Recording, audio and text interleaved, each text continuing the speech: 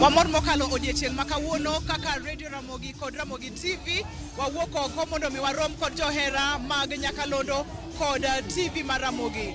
Gimomiyo wawuotho e gwenge mopogore opogore Nairobi en mar mondo mi wapar ne ogandawa. Wawuok oko waduto tem tarik 9 dwe mar 8 higa 2022 mondo mi wago kura. Seche ma igo kura to iyiero jatelo midwaro. To kura ni bende kik iwe nindi mana kaka mar jirani bende kik iwe nindi. Nwawuok oko mondo wachal gi mondo nyiso piny mondo bulo go kod kwe kendo wanyiso maber kabisa ne piny oyie telo maber ber iwuoyo maber fans magwa mag TV amor kodu kabisa uwuok oko mondo supportwa kendo wamor kabisa kech unenowa kada diera wawuode gi samoro jokre kada unenowa omiyo amor gi jobelo wan kanyakla gi jothumbe wetega mago wangla duto wantiere dala ma Nairobi kae wakelo ni weche mabeyo en mana goyo kura kochopo tarik 9 wamiuru Raila Amolo Odinga mano babawa kachiel gi minwa ma en Martha Karua wauru kura gi kwe kiko bed koko. Ningesema watu wakwe na peace hiyo siku na wa vote in peace, kusikwe na vita yoyote, tunataka amani na hii nchi yetu tukwe na amani, kusikwe na vita.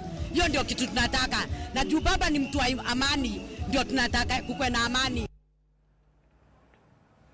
Nyakoro mgajwang neno min jake kanyo otoni jobelo koka manen geno marani seikori makare mar dhi e yiero kabiro chopo chieng' tarik 9 mano chieng' tich ariyo juma manyien. Kopogre gi mano bende nonro mar kambi matimo nonro mar Ipsos odiochieng' makawuono golo lipot ewi nonro mar mbijo lar kom tend piny ndalo 6 to piny Kenya dhi e yiero. Wanyikaramna kaka chenro makamano nobedo. Now, at total level, everybody thinks, or 54% of the voter population thinks Raila will win this election.